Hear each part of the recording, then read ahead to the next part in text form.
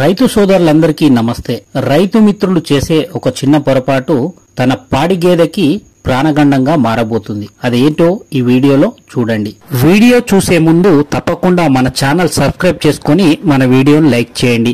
మీరు లైక్ చేయడం ద్వారా మరికొంతమందికి వీడియో రీచ్ అయ్యే అవకాశం ఉంది. పాడి రైతు ఈనిన తర్వాత పాడి పశువుకి కాల్షియం అందించడానికి ముందుకొస్తారు. కానీ ఈనడానికి 40 నుంచి 45 రోజుల ముందు నుండే కాల్షియం వాడడం ద్వారా పాల జ్వరం రాకుండా కాపాడుకోవచ్చు.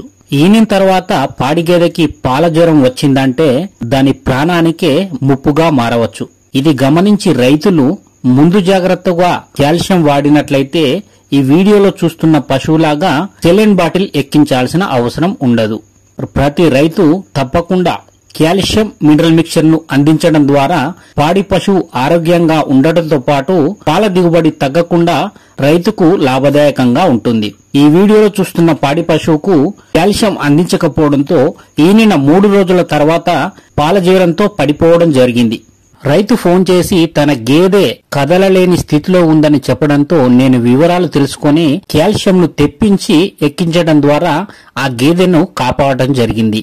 కాల్షియం ఎక్కించిన తర్వాత గేదె ఎలా ఉందో వీడియోలో మీరు చూడవచ్చు. వీడియో మీకు నచ్చినట్లయితే మన ఛానల్ ను తప్పకుండా సబ్స్క్రైబ్ చేసుకోండి.